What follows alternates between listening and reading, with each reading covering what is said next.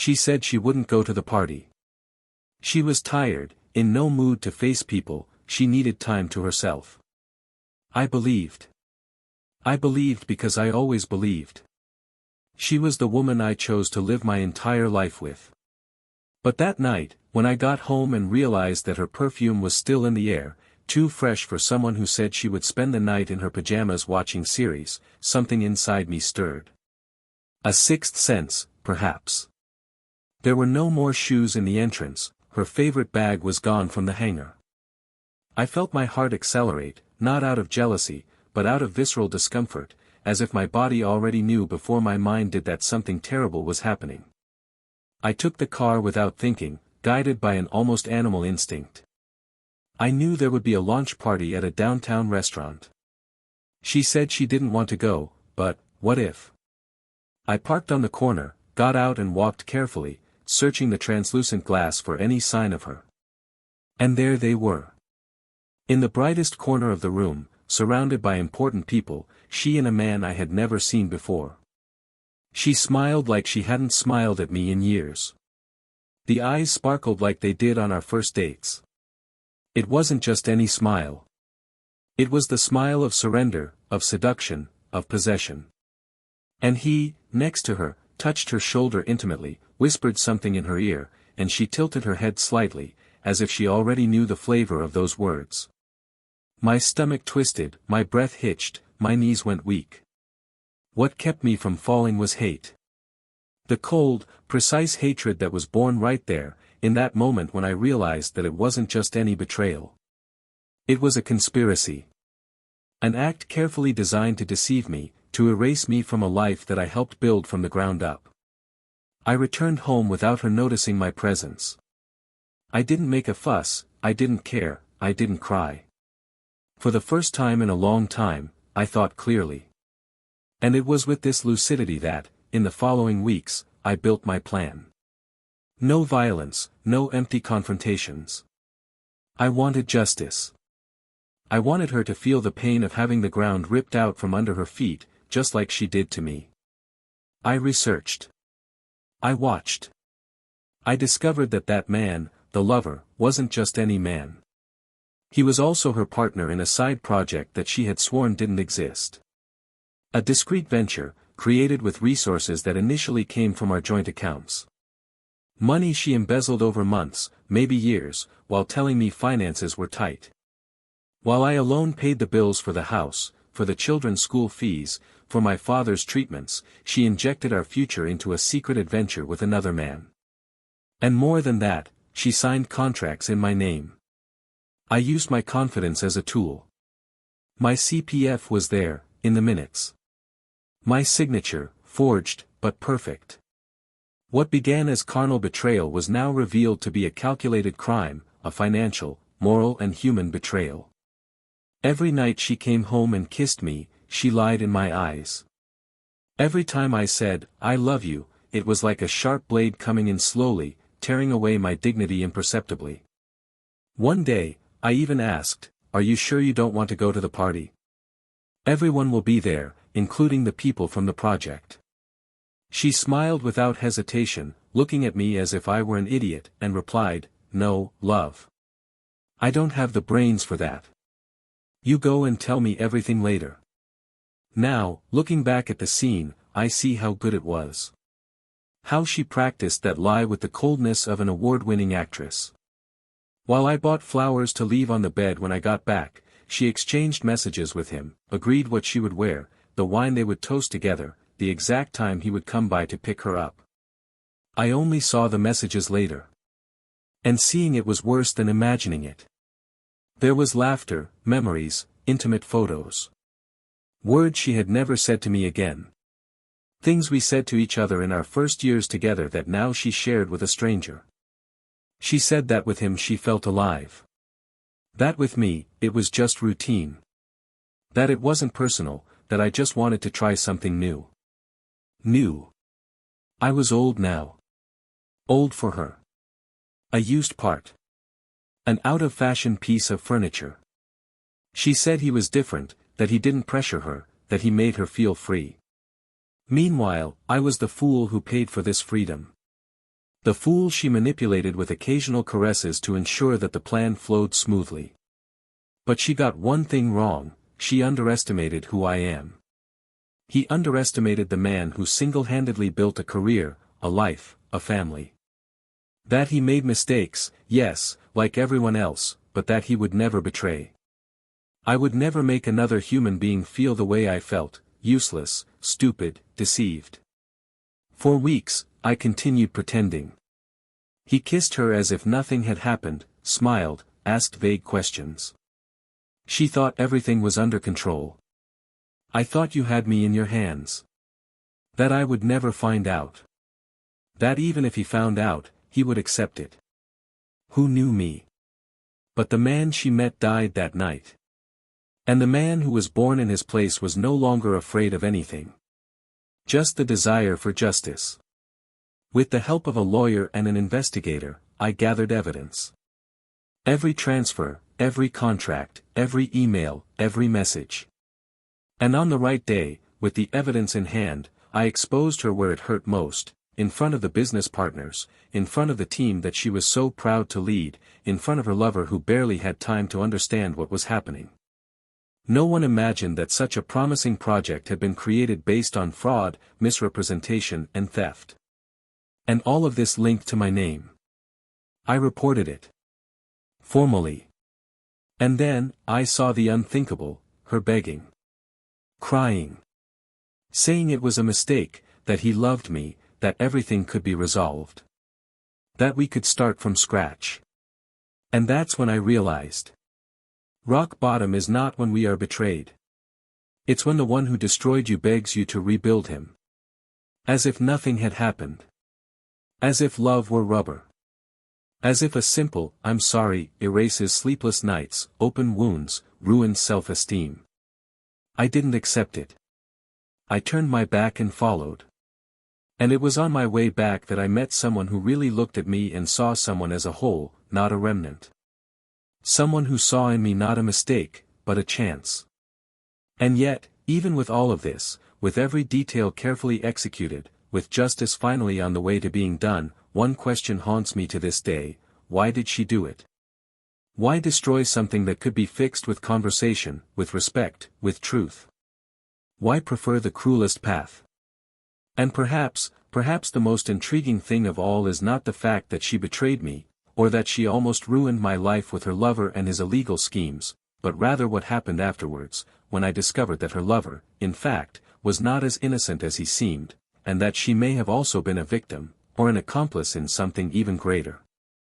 And that's where the real story begins. Welcome to the channel. Here, no form of betrayal is romanticized or supported. All stories are fictitious, but inspired by situations real to show how much betrayal destroys lives, families, and trust. The objective is one, to reveal, through drama, the weight of choices and the value of loyalty. Get ready now to hear a story shocking, intense, and unforgettable. Good story.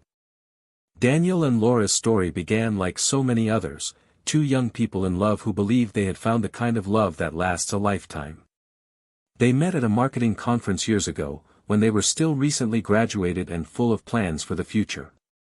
He, methodical and ambitious, had built a solid career in the area of business consultancy, valuing every detail, every number, every client acquired. He was proud to be the type of man who preferred to observe before acting, who thought 3 times before making a decision and who always put his family first, even when that meant giving up great opportunities. She, on the other hand, was the complementary opposite, creative, vibrant, always with a new idea to present, an energy that infected the environments she went through.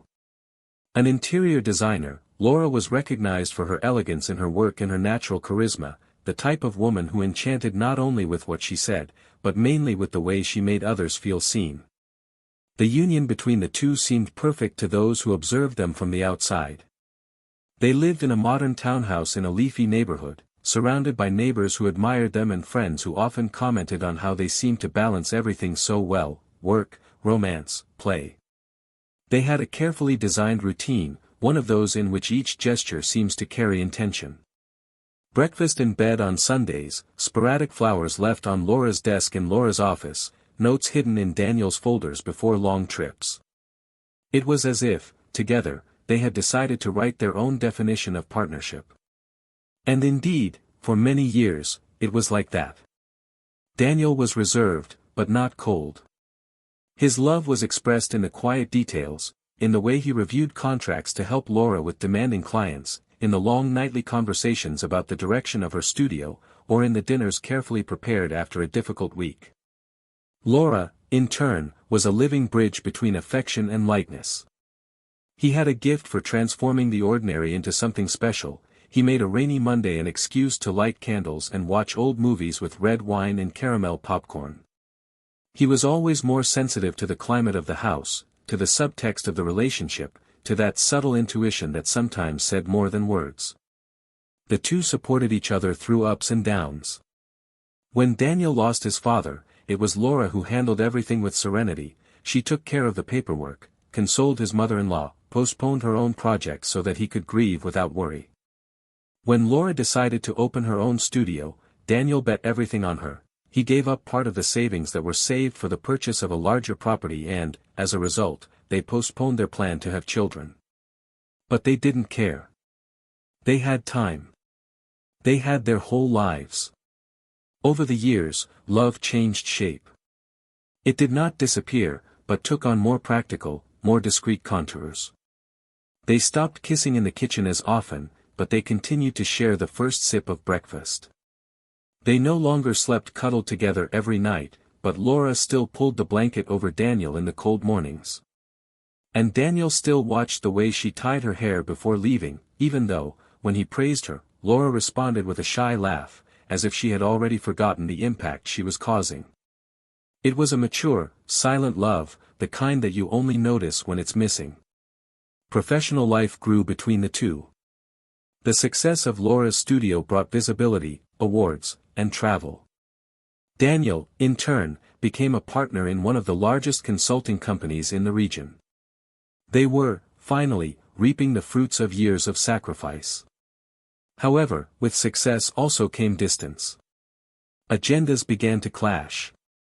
Travel multiplied. Dinners at home became rare, replaced by quick meetings at airports, hurried voice messages and a longing that accumulated almost imperceptibly. They still loved each other, but they had stopped noticing each other.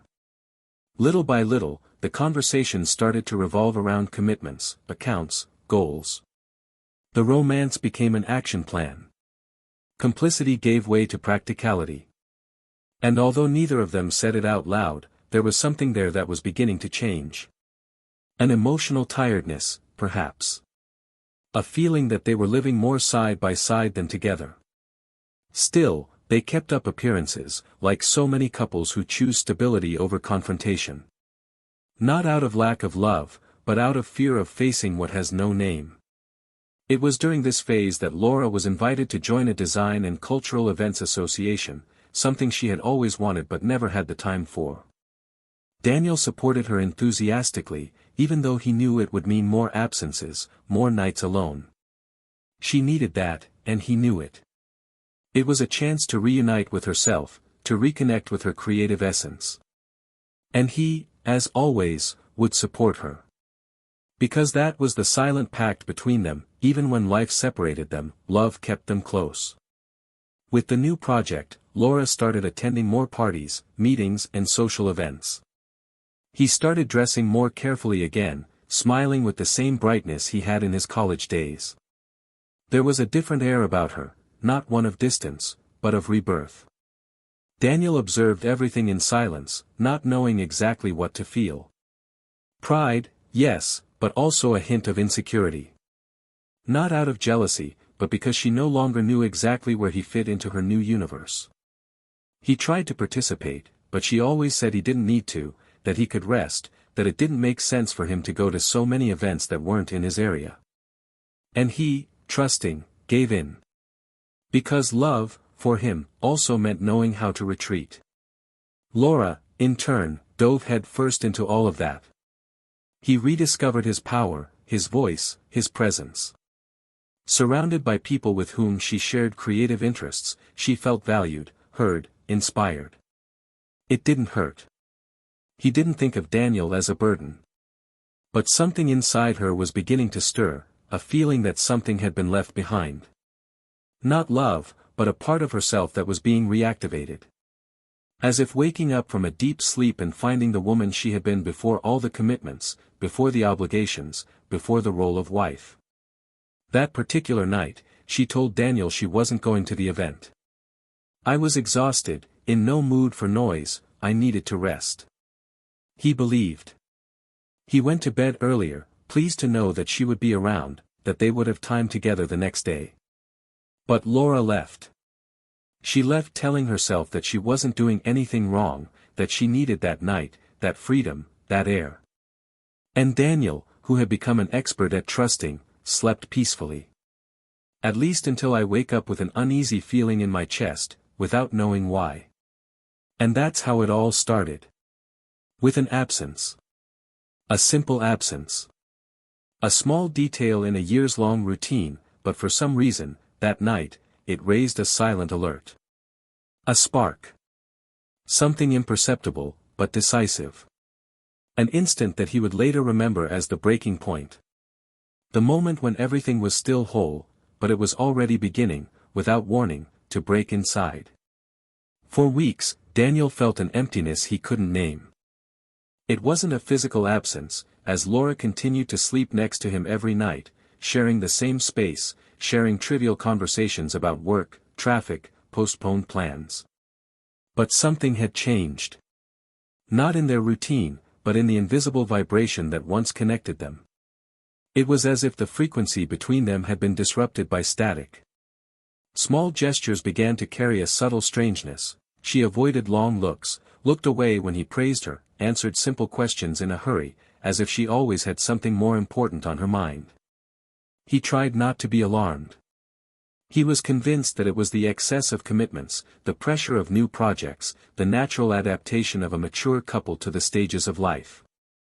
But the truth is that his heart, although calloused by logic, could no longer ignore the discomfort that was growing in silence. The first time she forgot to say she was going to sleep outside was a shock.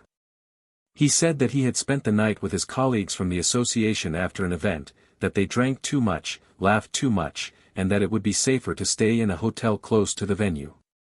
Daniel believed, but something in him died a little that morning. He lay there, motionless, looking at the dark ceiling, without sleep, without peace. It wasn't jealousy. It was intuition. A dormant scent that now screamed on his skin. The next day, Laura arrived smiling, brought coffee and croissants, and talked about the event as if everything was fine. And maybe it was, for her. But he just smiled back and silently swallowed a feeling he could no longer name. From then on, small mistakes began to accumulate like crumbs on an obscure path. The perfume on the clothes was not the usual one. The impatient answers when he asked something simple like, "Will it take long?" The rejected calls during meetings she said she was alone in. The weekends that were suddenly filled with last-minute commitments, always with plausible justifications, always with arguments that he had no way of contradicting without seeming controlling. And Daniel, still trying to maintain his balance, began to observe her in silence, as if trying to decipher a foreign language without subtitles. I didn't want to make unfair accusations, but I also couldn't trust blindly anymore. Something inside him had awakened, and that something pushed him, night after night, into the abyss of doubt. It was during a casual lunch with an old friend, also involved in corporate events, that an unpretentious comment lit the trigger for his uneasiness. The friend naturally mentioned a recent club party where everyone was present, including Laura, who seemed very well accompanied. The phrase kept bouncing around in Daniel's mind for days. He didn't confront her. He just smiled, nodded, and pretended it didn't hurt. But that same night, in silence, he began to cross-reference information. Dates, times, messages exchanged. And that's when he realized, there were gaps. Blank spaces between what she said and what actually happened. He then decided to do something he had never done before, follow in their footsteps. The following night, when she said she would go to a meeting at the home of a colleague from the association to discuss details of a new project, Daniel left minutes later and parked 2 blocks from where she had said she would be. But she wasn't there. He called once, twice, 3 times. She didn't answer. Half an hour later, she received a short message saying she was busy and would return later. So, he drove without a specific destination until he saw, on the other side of the avenue, the parking lot of a luxurious restaurant that he knew well. He stopped on instinct, like someone being pulled by an invisible force. And there, in the distance, through the glass facade of the main hall, he saw Laura sitting. I wasn't alone. An elegant man, with intimate gestures, held her hand on the table. They laughed. They talked leaning towards each other. There was no tension. There was no embarrassment. There was only complicity. Daniel remained still inside the car for a time he couldn't measure. His eyes fixed on that painting he never imagined he would see. The woman he chose to love all his life smiled at another with the lightness of someone who feels safe, welcomed. A dull pain rose in his throat. The world did not collapse in a scream, but broke into silence. He didn't get out of the car. He didn't enter the restaurant. There was no scandal. He just wrote down the license plate number of the man's car and returned home, driving slowly, like someone carrying rubble on their chest. Over the next few days, Laura acted normally. She kissed him on the forehead when leaving, left affectionate notes as before, smiled when talking about trivial matters. But now, Daniel saw her with different eyes. Each gesture seemed calculated, each sentence echoed a lie. And the worst part was not knowing where it was going. How long had it been since the first time? Who else knew? What did she say about him when they were together? He couldn't sleep. I spent the early morning hours in front of the computer, reviewing bank statements, cross-referencing information, writing down license plates, names, dates. He became an investigator of his own life. And with each new detail discovered, I dived deeper into an ocean of disappointment. He hired a professional. Someone discreet, experienced, who could track without arousing suspicion. Within weeks, the report was in his hands. Photos, messages, videos. Evidence. There was no longer any doubt. The betrayal was real, solid, built with frequency and method. It was not a passing adventure. It was a continuous involvement. And it destroyed him more than any scene seen outside a restaurant. Daniel didn't react immediately. He didn't confront Laura. He didn't tear up evidence or shout accusations. He kept everything. Carefully. Calmly. Silence became his protection. He began to replan his life in secret, organizing his steps with the precision of someone who knows that the next move will define everything. But inside, he was devastated. Every day I saw her leave and return as if nothing was happening was a silent blow. He felt like a stranger in his own house. An extra in a life he had built with love, loyalty and sacrifice. One Sunday morning, while they were having coffee in the backyard and she was talking about renovations she wanted to do in the office, he was watching her carefully. She looked light, confident. There was no visible guilt. This intrigued him more than the betrayal itself. How could someone act so naturally? How could I follow such a meticulous routine while, little by little, destroying the foundation of a relationship? It was at that moment that something inside him changed. The pain gave way to a kind of strength he had never experienced. A force made of indignation, of justice, of the desire to expose the truth. But he knew it wasn't time yet. I needed to go deeper. I needed to understand why. Over time, he began to cross-reference the information obtained with financial records. And then, he found a clue. Small but promising. A large transfer made from the joint account to a company with an unknown name. At first, she thought it was just her personal expense, perhaps related to the studio. But upon investigating further, he discovered that there was much more behind that operation. It was the thread that connected the betrayal to something even bigger. Something she hid, perhaps even from her lover himself. Daniel realized that the betrayal that had destroyed him was just the surface of a more complex plot. What was to come was not just the pain of having been betrayed by the one he loved most, but the revelation that he had been used, manipulated, involved in something that went beyond the emotional scope. A silent, cold game, where he was the only one who didn't yet know all the rules. But now it was ready. For the first time in weeks, he slept peacefully. Not because he had forgiven, but because he was prepared for what came next. And deep down, I already knew that the next step would change everything. Forever. Daniel arrived at the office earlier than usual that morning, a day that he knew deep down would mark the end of a stage in his life. The room seemed colder, quieter, as if time had stopped there for an instant. On the table, the documents were stacked in a precise manner, with post-its indicating what would need to be signed, where to look carefully, where to object. The investigator's complete report rested in the center, but that was no longer what kept him awake in the early hours of the morning. The betrayal was already digested, painfully absorbed. What was eating at him now was what was behind it, the hidden motive, the hidden gear that moved the whole scenario. And he was finally ready to confront. Laura, as usual, would be leaving later that day, so he had time to review every detail with the coolness of someone preparing a verdict. The lawyer was waiting for him for a discreet lunch in the most reserved restaurant in the city. There would be no audience. The intention was not to humiliate, but to liberate. Daniel wanted to look into her eyes and, for the first time in a long time, see the truth without the filters she had created.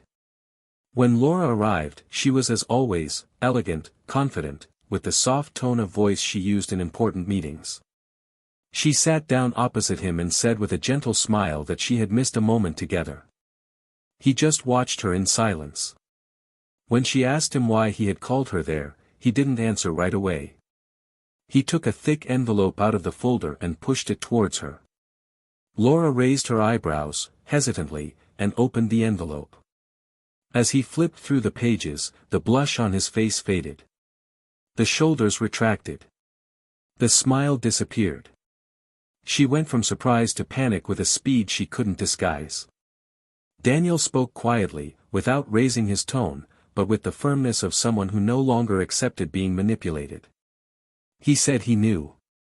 Who knew everything. That he was no longer a deluded man. Laura tried to argue, tried to cry, tried to talk away. She said she was confused, that the love had cooled, that the other appeared as a distraction, as an escape. But he didn't interrupt her. He just looked at her, motionless, until she got caught up in her own words. Then, he released the last piece, like someone throwing a body into the sea.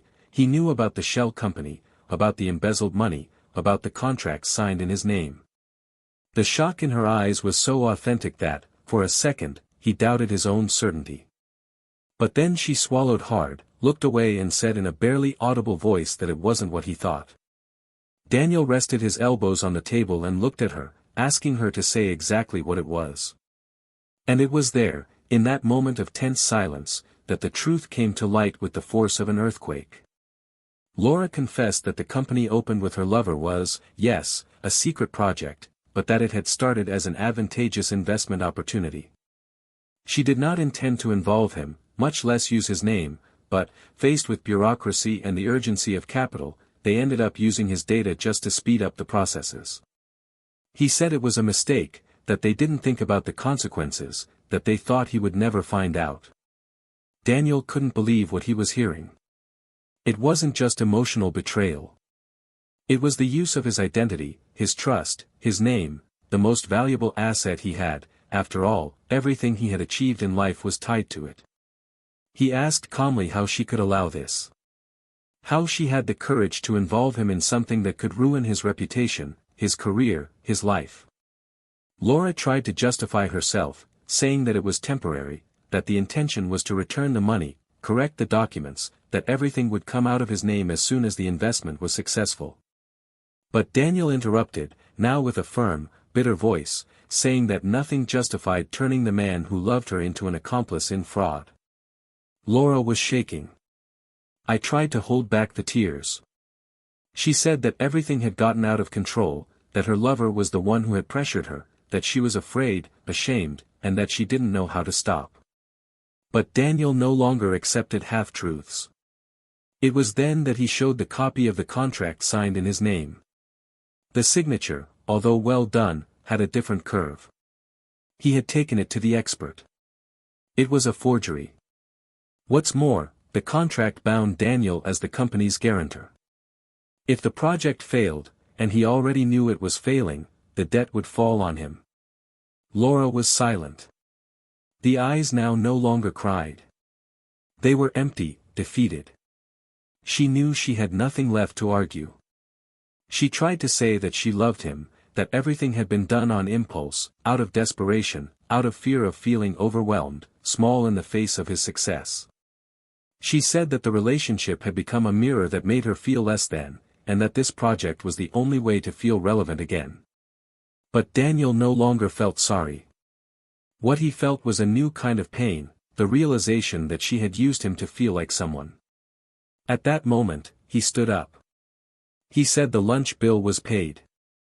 That she should use the documents wisely, as a criminal case would be the next step if there was no immediate collaboration. Laura tried to reach him, but he moved away. There was no scandal. There was no screaming. There was just a sudden absence, a vacuum that opened between them there, in the empty restaurant hall, and that would never be filled again. Outside, Daniel took a deep breath. I knew that, from now on, every step would require caution.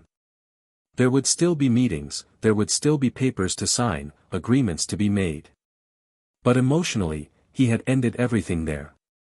Love had been buried beneath the pile of documents that now proved, in cold letters, the extent of the gulf between them. That night, Daniel didn't come home. He got a room in a simple hotel, where he spent hours staring at the ceiling, not knowing exactly what to do with the relief and grief that mixed inside him. It was as if I was mourning a future that no longer existed. For a story that he believed to be real, but that he now knew had been contaminated by subtle manipulations, by omissions, by hidden interests. Laura's betrayal was no longer just infidelity. It had become a crime against trust, against integrity, against everything he had built with so much effort. The next morning, when he woke up with light invading the hotel room, Daniel made a decision. He wouldn't allow her to ruin what he took years to build. He would not give away his name, his reputation, his peace. And more than that, he wouldn't allow that story to define him. It was time to change course. But before that, there was still something he needed to do. Something that would change not only the outcome of that marriage, but also the course of the life of the man Laura said she loved. Because the lover, until then, seemed like just a supporting character. But Daniel had discovered that he was more than that. He was the mastermind behind the scheme. And what he didn't know was that by using Daniel as a shield, he had made the fatal mistake that would give Daniel control of the narrative. And the next move would be his. Daniel spent the next few days methodically, as if his every move was timed by an invisible plan that only he knew. He avoided unnecessary contact, limited his words to those who really needed to hear them, and began to work in silence on dismantling the trap they had prepared for him. He had enough evidence in his hands to take them both down, but he knew he needed to go beyond the impulse of revenge and turn it into a surgical arrangement. It was not enough to just get rid of the consequences of fraud. He needed to expose the real mastermind behind everything, that man who, for weeks, had positioned himself as just a passing affair, but who actually articulated, in the shadows, the threads that would trap Daniel in a network of corruption disguised as an investment. After the conversation with Laura in the restaurant, he made a point of not looking for her again. He began the legal process with his lawyer, ensuring that any communication would be made through formal channels. Yes, she tried. She called dozens of times, sent messages saying she wanted to talk, that she was willing to make amends, that she loved him. But he didn't respond. Laura had now become just a variable on the board. Daniel's attention was all focused on the other person. This partner, lover, accomplice, and now, direct enemy. hired a forensic team specializing in business fraud. What they discovered caused the floor of their indignation to expand even further. The newly opened company was in the name of third parties, but linked to a group of offshore companies that connected the lover to several companies suspected of money laundering. The scam was much bigger than a simple betrayal of love and embezzlement of funds. There were other names involved, falsified contracts with different local businessmen, and in all the riskiest transactions, Daniel's name appeared as guarantor, or investor. Without knowing it, it had been used as a seal of credibility to attract capital from other investors. That was why his signature was so valuable. That was why, even without his presence, the project grew. And Laura had been the conduit. It was on a rainy Friday that Daniel decided to act. He contacted one of the deceived businessmen and presented evidence that he had also been a victim. The meeting took place in a neutral co-working space, where Daniel, with all his calm posture, opened the game with documents, screenshots and bank transactions. The other man, a financial market veteran, took a few minutes to process the information, but at the end of the conversation, he reached out and said he was willing to join forces. It was what Daniel needed. He didn't just want to get rid of it. I wanted to turn the tables. Behind the scenes, they set up a silent operation. With the support of his lawyer, the audit team and now this new ally, Daniel managed to temporarily stop the shell company's accounts through a court injunction.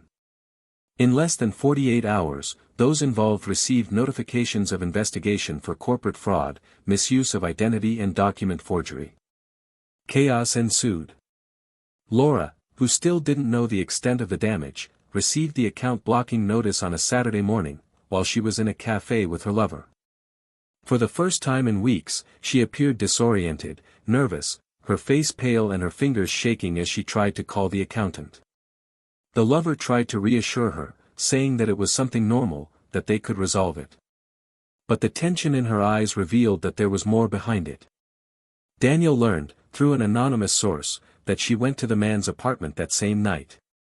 He knocked on the door shouting, demanding explanations, saying that he had promised that everything would be under control. The argument was intense, neighbors heard the screams. He denied responsibility, saying it was her idea, that he had just helped with contacts. She accused, cried, asked how she could have been dragged into this. And he, finally, with anger and coldness, threw what was left of the relationship between the two on the table. He said that there was never any love, that she was just a bridge, a useful resource to get where he wanted. He said that only someone very naive would think that it was all about passion. Laura left there in shock. She walked down the stairs shakily, her face washed in tears, feeling for the first time the weight of everything she had done. For the betrayal of her husband, for the exposure to that man, for the illusion that she could control a game that she never had control over. When he arrived home, he found the living room empty, the furniture covered with sheets and a letter on the table in Daniel's firm handwriting. She read, alone, the most quietly devastating words she had ever received. He didn't swear. He didn't accuse. He just said that he hoped she would find a way back to herself, and that now he would find his way away from there. Days later, the scandal broke. The news took over local portals and reached corporate forums in other regions. Injured businesspeople, leaked documents, open investigations. The lover's name appeared in several reports as a central articulator. Laura's, involved in a secondary way, was still being analyzed. But Daniel had gotten what he needed, his reputation intact, his name out of the abyss, his conscience clear. And beyond that, a sense of justice he never believed he would feel again. When she tried to look for him, she could no longer find his address. Daniel had left the city. On a trip that he himself called a restart, he crossed the country by car, with no defined destination. He passed through small towns, almost deserted beaches, hidden villages. Little by little, the memories stopped hurting. They became lessons. He was no longer a betrayed man. He was a free man. And it was in this freedom that he met Sophia, in a street bookstore. A woman with calm eyes, a restrained smile, passionate about literature and silence. It was not immediate passion, but a meeting of tired souls who recognized each other in simplicity. They talked for hours about books, politics, music and, little by little, the pain he carried began to dissolve. Sophia never asked about the past. I just listened when he decided to tell. And Daniel, without rushing, discovered that love doesn't have to come like a hurricane to be true. It can come like a breeze. While Laura faced the consequences of her decisions, with legal obstacles, open investigations and a compromised professional future, Daniel was writing a new page. Not as revenge, but as liberation.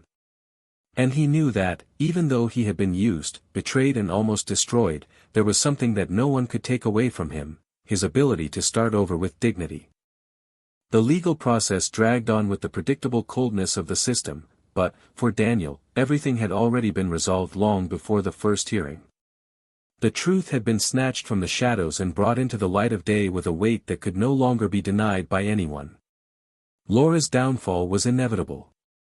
Her accounts remained frozen, the name associated with the fraud circulated in environments that previously admired her, event invitations disappeared, business partnerships were suspended without fanfare, as if everyone had agreed to pretend she was never there.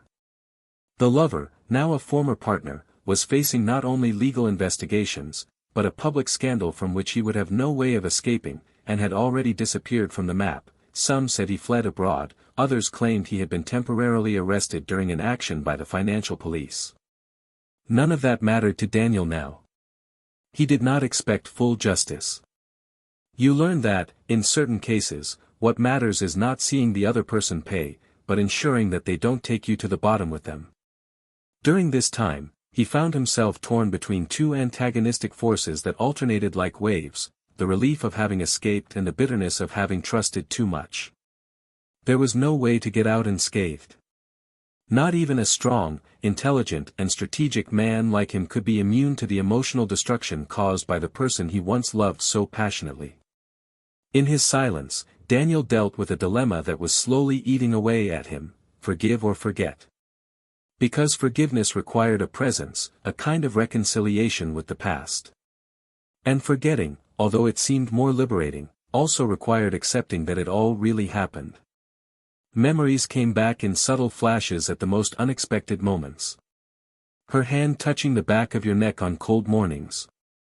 The way she smiled when talking about new projects. The nights when they dozed off on the couch after a movie. Those little moments that, when they accumulated, had built the idea that they were invincible. Even with Sophia by his side now, and the beginning of a true connection blossoming between them, Daniel still needed to deal with the ghosts that his old life had left him as an inheritance. Sophia was different in everything. He didn't demand anything, he didn't invade their silence, he didn't try to mend wounds he didn't know. I just followed him, in silence, reading his eyes when he couldn't articulate what he felt. And that, strange as it was, worried him. There were times when Daniel wondered if it was fair to start something new with someone without having emotionally closed what was left behind. He knew he would never return to Laura, but had he already freed himself from everything she represented? Doesn't love, even when it dies, leave underground roots that can emerge when you least expect it? Laura, in turn, also lived her own private hell. Isolated in a small apartment that she had rented in a hurry after her assets were frozen, she spent her days locked up, ignoring the legal notices that arrived like daily daggers. The press forgot her too quickly, but the judging eyes of former colleagues and longtime friends weighed in like 1,000 headlines. Messages of support dried up as quickly as resources did. He tried to rebuild the studio, but no supplier wanted to maintain a partnership, and clients began to cancel projects that had barely started. Alone, with a guilt that burned like a fever, she began to relive every moment of the betrayal not with pleasure or nostalgia, but with regret. She realized, too late, that the void she had tried to fill with another presence was not Daniel's fault, but her own. She wanted more from life, but she chose the cruelest path to get it.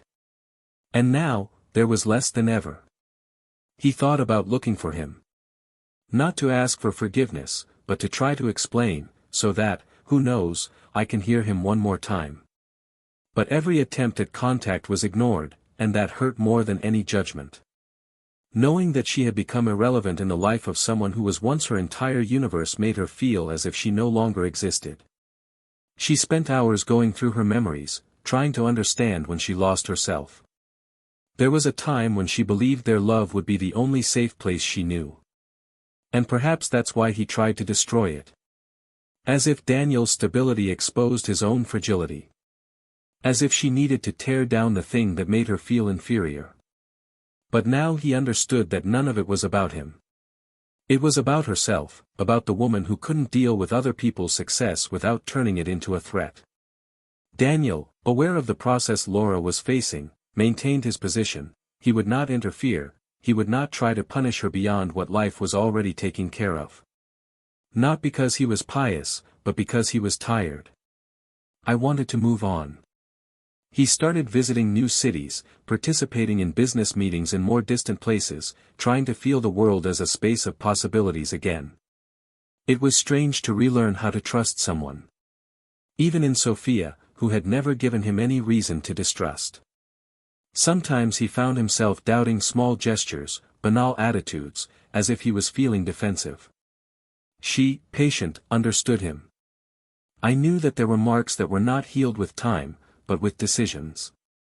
And it was with her that he decided to spend a week in a retreat by the sea, far from everything, from everyone, in a place where he was not Daniel, the betrayed businessman, but just a man in search of peace.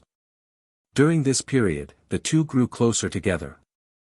They talked about traumas, losses, old desires. They laughed at silly things, walked barefoot on the sand, slept hugging each other without the urge to prove anything. And, on an evening when the sky seemed to have been painted by divine hands, Daniel looked at her and felt, for the first time, that he could start again. Not like before. But in a new, even truer way. And yet, that same night, he had a dream about Laura. A dream in which she smiled and said she was scared. There was no anger on her face. Just despair. He woke up sweaty, his chest tight, his eyes moist. Sophia hugged him without asking questions. Because I knew that some ghosts can't be exorcised. They just learn to live together. Upon returning, the first thing he found when he opened his mailbox was a handwritten letter from Laura. The envelope was discreet, without a return address, but the handwriting was unmistakable. Daniel thought about tearing it up, but something stopped him. He opened it carefully. The letter was long, but it did not ask for forgiveness. She wasn't trying to reverse anything. He just told me how he was, how he saw everything now, how he had learned, too late, that love is not destroyed by a mistake, but by the sum of small wrong choices made in silence. He said that he didn't expect an answer, that he didn't want pity, but that he needed to say that, even without him, he would try to be someone better. That I didn't know if I could do it, but that I had decided to start. And, at the end of the letter, just one short sentence, written in shaky handwriting, "Thank you for not destroying me." Daniel read and reread those words, feeling a mix of pain and freedom. He didn't forgive her. I didn't want to. But for the first time he felt that perhaps he could forgive himself for having believed too much, trusted too much, loved too much. Because loving too much should never be a mistake. And now, with all the pieces of the past in place, he was finally ready to decide what he would do with what was left. After all, some endings don't come with a period. They come with reticence. And it is precisely in them that new beginnings are hidden. 6 months had passed since the collapse. The city seemed different, not because of visible changes, but because of the way Daniel was now crossing it. He walked differently, spoke more slowly, looked into each other's eyes more calmly. There was no longer any rush in his decisions, nor that silent rigidity that protected him from deep feelings. He was, finally, freed, not only from Laura and everything that surrounded him, but from the obligation to be perfect. He bore deep scars, but he was not ashamed of them. In fact, there was a kind of honor in them. They had been the price of his transformation. Sophia, who previously occupied only a discreet corner of his life, now walked by his side solidly, but without rushing. She didn't invade his space, she didn't demand definition, and for that very reason, Daniel found himself wanting to stay. The trust hadn't completely returned, nor should it, but the choice to stay every day was more valuable than any promise of eternity. One Friday night, as they cooked together under soft music, he looked at her differently. Not with passion, not with nostalgia, but with gratitude. For the first time in a long time, he felt like he could take a deep breath without feeling guilty. And that was love. On the other side, in a modest room surrounded by folders, file boxes and accumulated papers, Laura faced the harsh consequences of her choices. Not just legal or financial, but emotional. The new apartment, far from what she used to call home, was also a reflection of who she had become, someone who needed to lose everything to, perhaps, find something of herself that had been forgotten back there, before trying to be perfect, before comparing her story with that of others, before letting vanity guide her steps. He spent his nights writing in a notebook that he didn't show to anyone. It wasn't a diary, but an attempt to understand where she began to distance herself from the woman she once was. Sometimes she cried, sometimes she just stared at the wall in silence, reliving moments that now seemed from another lifetime. He still faced legal processes, blockages, and suspicion. No new customers had appeared, and the few that remained politely walked away. But the greatest punishment was not bankruptcy or social mockery. It was the existential void of having betrayed not only someone who loved her, but herself. Of having thrown away a solid life for an illusion built on empty promises and ambition disguised as freedom. She tried working on small projects on her own, but the market marked her. And there was nothing you could do to change that at that moment. Then, he started teaching at a neighborhood cultural center, for young design apprentices.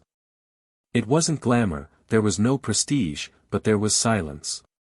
And there, among inexperienced students, she began to rediscover something that had been lost: purpose. Not redemption. Not forgiveness. Only one possible path to continue. As for the man who served as the trigger for all the destruction, the lover, he was now the target of a federal investigation. The investigations, fueled by evidence collected by Daniel and his allies, revealed a web of fraud that crossed borders. With accounts frozen, properties confiscated and international arrest warrants issued, he had become a name to avoid, a face hidden among so many forgotten headlines. Some said he was still trying to negotiate pleas, others said he had disappeared forever. But regardless of that, he no longer had any power. That image he maintained, of a charismatic and successful man, had been destroyed. All that was left was the emptiness of someone who used people as tools and, in the end, ended up being discarded by the very system he helped build. Daniel, in turn, followed a path that surprised even himself. After an invitation to speak on business ethics at an international conference, he saw his name gain new strength. Not as a successful man in the common sense, but as someone who had experienced the fall and chose not to take revenge with hatred, but with intelligence. He became a reference, not because he didn't fail, but because he faced pain with dignity. In one of his most recent lectures, in front of an attentive audience, he ended by saying that nothing in the world is more dangerous than misplaced trust. And nothing is more valuable than learning to rebuild yourself based on what is left, not what has been lost. That night, after the event, he came home to find Sophia reading on the couch, barefoot and a cup of hot tea in her hands. He sat down next to her, put his head in her lap and said he didn't know where he would be if she hadn't shown up. She didn't respond. He just ran his fingers through his hair and smiled. Because some truths don't need to be said, just felt. And Laura, in her silent room, finished correcting a student's work that reminded her of herself. He closed the notebook, got up, looked out the window and felt the weight of life on his back. He didn't cry. He didn't smile. He just stood there, breathing slowly, accepting that some losses are definitive, that certain mistakes cannot be fixed, but that the journey doesn't have to end with that. Because living, sometimes, also means learning to carry on without applause, without an audience, without forgiveness. Only with your own conscience clear enough to try to be different from now on. And perhaps, deep down, everyone involved in that story learned in the cruelest way possible that the truth always finds a way to emerge. And when it arrives, there's no way to hide. There is no argument, charm or lie that stops her from doing what needs to be done. Cheating not only destroys marriages. It destroys trust in the world, in others, in oneself. But it also reveals who we really are when we have nothing left to pretend.